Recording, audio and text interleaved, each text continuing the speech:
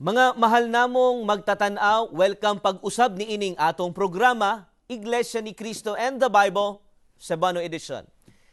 Kami nga mga miyembro sa Iglesia ni Cristo, nagatuo gayod sa mga ginatudlo kanamo sa Biblia.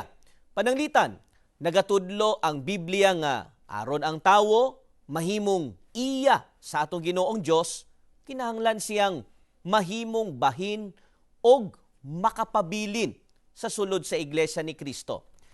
Nakasabot usab kami nga kining maong nga kamatuoran lisod dawaton alang sa ubang tawo tungod kay nagpasabot kuno kini nga adunay mga tawo nga dili iya sa atong Ginoong Dios.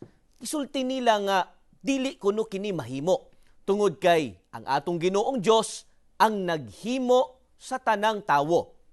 Ipangutana pa gani sa uban, nagpasabot ba kini nga dili tupong o dili makatarunganon ang atong Ginoong Dios?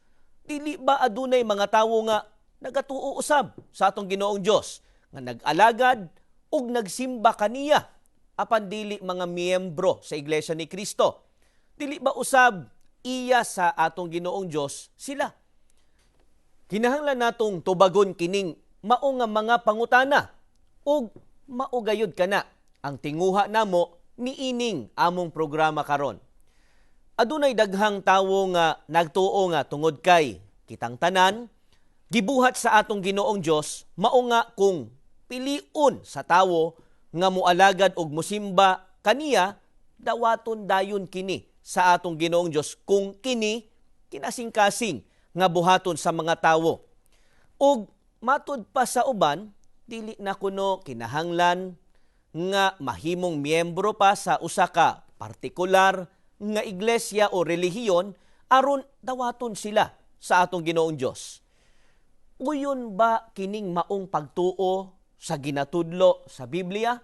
Paminawan ninyo dinhi sa unang Juan 5:19, mao kini ang atong mabasa. Kita nasayod nga kita iya sa Dios ug nga ang tibuok kalibutan anaa sa gahom sa kadautan. Aduna ba'y mga tawo nga iya gayod sa atong Ginoong Dios? Tin-aw kayo ang gitudlo sa Biblia. Aduna.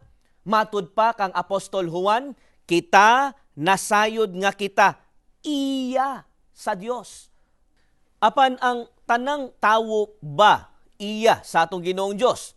Dili. Tungod kay sumala gihapon kang Apostol Juan ug nga ang tibuok kalibutan anaa sa gahom sa kadautan. Busa, unsa ang kalibutan nga anaa sa gahom sa kadautan? Ang kalibutan nga gipasabot niini mao kining nakasulat sa Efeso 2:12, pahayag ni Apostol Pablo. Kaniadto nahimulag kamo kang Kristo, kay mga langyaw man kamuog, dili sakop sa katawhan nga pinili sa Dios. Wala kamoy bahin sa mga kasabutan nga pinasikad sa mga saad sa Dios ngadto sa iyang katawhan. Nagkinabuhi kamo niining kalibutana nga walay paglaom ug walay Dios. Unsa ang kalibutan nga anaa sa gahom sa dautan? Mao kadtong mga nahimulag kang Kristo. Unsang mata nga kalibutan ang mga nahimulag sa atong Ginoong Hesukristo? Matud pa sa atong gibasa, nagkinabuhi sila niining kalibutan na nga walay paglaom og walay Dios. Tungod kay wala sila'y Dios o dili magpa-Dios kanila ang atong Ginoong Dios, kadtong mga nahimulag sa atong Ginoong Hesukristo anaa sa usa ka pait nga kahimtang karon. Apan kadto kahang mga tawo nga anaa sa atong Ginoong Hesukristo, unsa kaha ang ilang kahimtang? Sila bulahan tungod kay bahin sila sa katawhan sa atong Ginoong Dios. Sa unsang paagi ang mga tawo mahimong sa atong Ginoong Hesukristo? Gitudlo kanato dinhi sa Juan 17:6, mao kini ang atong mabasa. Gipaila ko ikaw sa mga tawo nga imong gihatag kanako gikan sa kalibutan. Imo sila o gitugyan mo sila kanako. Gituman nila ang imong pulong. Mga mahal namong magtatanaw, sa unsang paagi ang tawo mahimong sa atong Ginoong Hesukristo. Una, kinahanglan una nga kuhaon o luwason sila gikan sa kalibutan o itugyan sa atong Ginoong Dios, sa atong Ginoong Hesukristo. Kung ang tawo iya sa atong Ginoong Hesukristo, siya ba usab iya sa atong Ginoong Dios? Iya usab siya sa atong Ginoong Dios. Tungod kay gisulti sa atong Ginoong Hesukristo, sa atong Ginoong Dios, imo sila o gitugyan mo sila kanako. Mao kini ang kamatuoran nga gitudlo sa Biblia. Bisan pa og dawaton kini sa tawo o dili. Ug kini magpabilin nga pagtuo namong mga iglesia ni Kristo, bisan unsa pa ang mahitabo. Adunay mga tawo nga iya sa Dios ug kinahanglan nga mahimong bahin niini ang tawo. Mao angay gayud masabtan sa tawo sa unsang paagi kita mahimong sa atong Ginoong Hesukristo nga mauusab ang mga iya sa atong Ginoong Dios. Kini pagatubagon nato pagkahuman niining mga pahinumdom.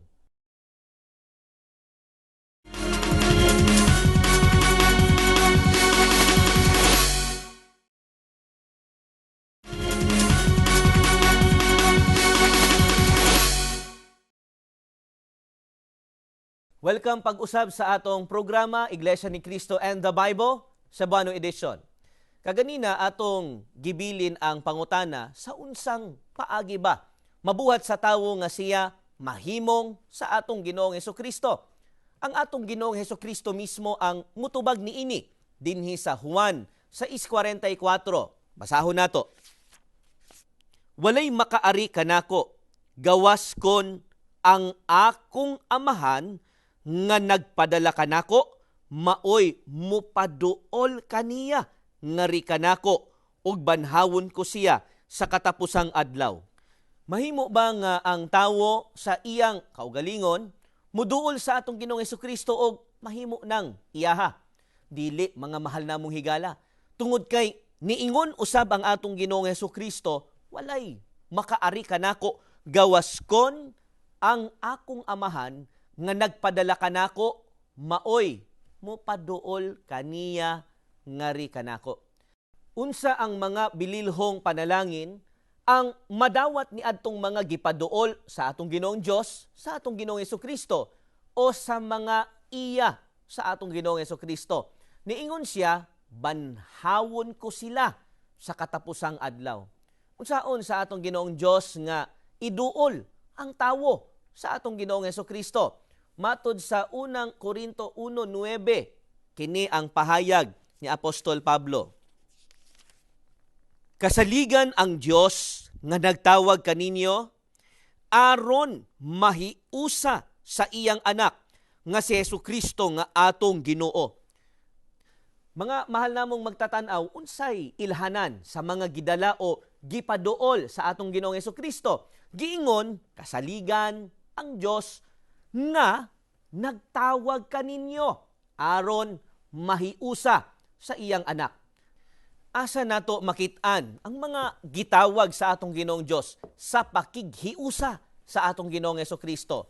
Anaa sila sa usa kalawas sama sa gisulti dinhi sa Colosas 3:15.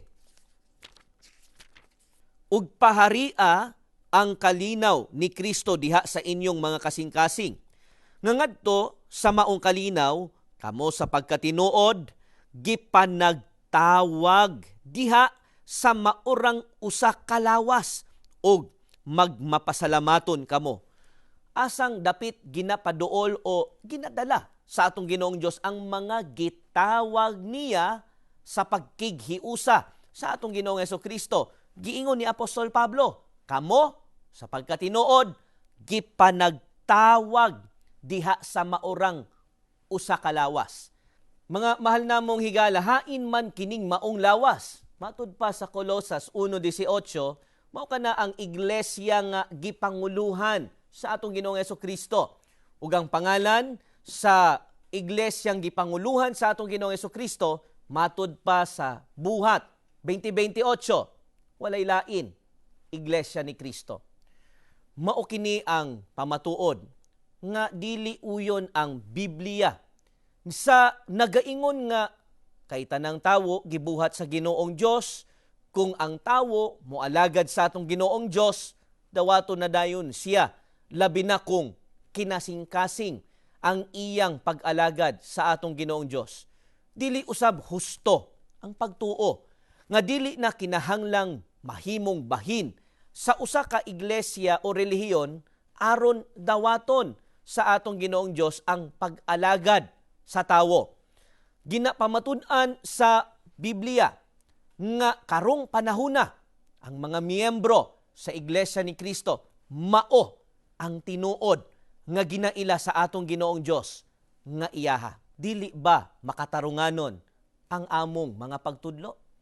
Paminawan ninyo ang atong basahon dinhi sa Salmo 4:3. Kini ang pagtudlo sa Biblia.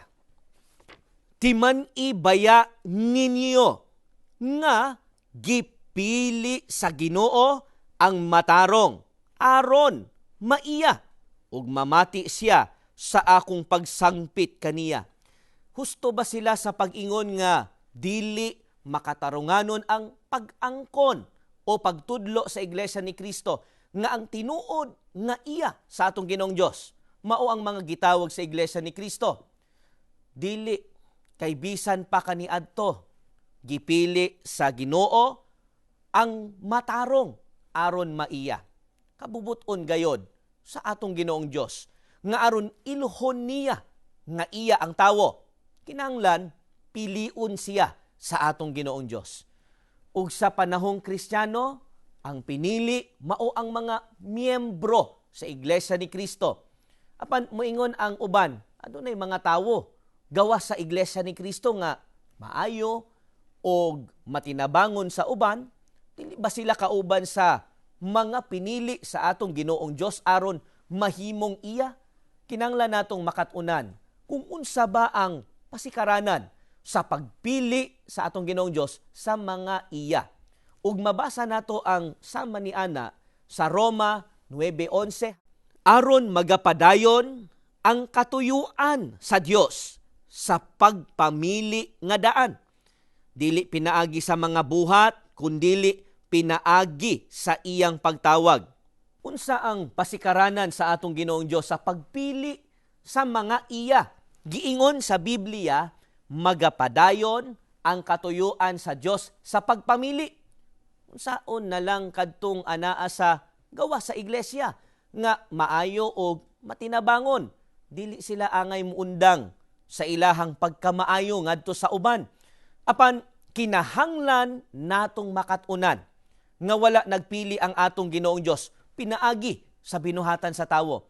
Ngano? Tungod kay kon ang atong binuhatan ang mahimong basihan, walay tawong maluwas tungod kay tanang tawo nakasala. Walay tao nga anaa sa matarong nga panghuna-huna ang moangkon nga dili makatarunganon ang atong Ginoong Dios sa pagpili. Mga mahal namong higala, nahibalo kami nga daghan kaninyo nga mga magtatanaw ang gustong mahimong bahin sa mga pinili sa atong Ginoong Dios aron mahimong iya. Busa, giunsa pagtuman sa atong Ginoong Dios ang iyang tuyo, ang iyang plano o kabubuton sa pagpili sa tawo aron mahimong iya. Kana ang atong pagatubagon pagkahuman niini.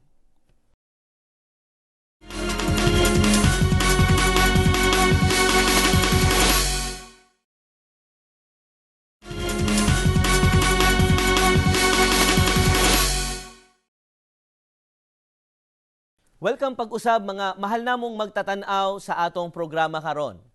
Ganina aduna kitay gibilin nga pangutana, giunsa man sa atong Ginoong Dios sa pagtuman sa iyang kabubuton o plano sa pagpili sa mga tawong iya. Kini ang pagatubagon ni Apostol Pablo sa Galacia 1:4. Si Kristo nagtugyan sa iyang kaugalingon tungod sa atong mga sala aron pagluwas kanato gikan sa pagkadautan niining panahuna sumala sa kabubuton sa atong Dios og Amahan. Gibuhat sa atong Ginoong Dios ang pagpili, pinaagi sa atong Ginoong Hesukristo nga nagtugyan sa iyang kaugalingon aron luwason kita gikan sa pagkadautan sa kalibutan. Ato lang klarohon nganong kinahanglan kitang maluwas sa daotang kalibutan. Sa Roma sa 3:19 kini ang gitudlo ni Apostol Pablo. Karon nasayod kita nga ang tanang sugo sa balaod alang lamang ni adtong nailalom sa balaod. Aron wala kitay ikabalibad og aron mailalom ang tibuok kalibutan sa paghukom sa Dios. Kinahanglan kitang maluwas sa daotang kalibutan tungod kay ang kalibutan anaa sa ilalom sa paghukom sa atong Ginoong Dios. Asa nato makit-an ang mga luwas na sa kadautan, sa kalibutan og paghukom sa atong Ginoong Dios. Tungod kay ang atong Ginoong Hesukristo nagtugyan sa iyang kaugalingon alang sa ilang sala. Dinhi sa Colosas 1:13 hangtod 14, kay giluwas kita niya gikan sa gahom sa kangitngit ug gidala ngadto sa gingharian sa iyang hinigugmang anak nga maoy naglukat kanato ug nagpasaylo sa atong mga sala. Ang luwas o gilukat sa gahom sa kangitngit mao ang gidala sa gingharian sa anak ug karon aduna nay kapasayloan. Hain man ang gingharian nga gilukat og gipasaylo. Matud pa ni Apostol Pablo sa Efeso 1:7, mao kadtong mga gilukat o gitubos sa dugo sa atong Ginoong Hesukristo. Kung mao mga mahal namong magtatanaw, mailhan gayod. Mailhan gayod sa tawo. Kung hain ang matuod na iya sa atong Ginoong Dios, sila kadtong gitubos sa dugo sa atong Ginoong Hesukristo. Hain man kadtong mga gitubos sa dugo sa atong Ginoong Hesukristo. Basahon nato sa Buhat 20:28 sa hubad ni Lamsa, mo kini ang atong mabasa. Matnguni ninyo kung mao ang inyong kaugalingon ug ang tibuok panon nga niini gihimo kamo sa Espiritu Santo nga mga magbalantay aron pakanon ang Iglesia ni Kristo nga gitubos niya sa iyang dugo. Mga mahal namong magtatanaw, tinaw kaayo ang gitudlo sa Biblia. Adunay tinuod nga Iglesia ni Kristo tungod kay giplano kini sa atong Ginoong Dios. Ug dinhi kinahanglang mahimong miyembro ang tanang tawo aron mahimong iya sa atong Ginoong Hesukristo ug iya sa atong Ginoong Dios. Matud kini sa kamatuoran nga gitudlo sa Biblia. Hinaot mga higala nga kamo magpadayon sa pagtuon kung daw unsa kabililhon ang Iglesia ni Kristo aron ang tawo maluwas inig abot sa adlaw sa paghukom. Kung kamo wala pa sa sulod sa Iglesia ni Kristo, ginadapit namo kamo nga makauban namo kamo sa matuod nga pag-alagad sa atong Ginoong Dios. Kauban kamo nga iya sa atong Ginoong Dios. Sa ngalan sa Iglesia ni Kristo, daghan kaayong salamat sa inyong pagtanaw.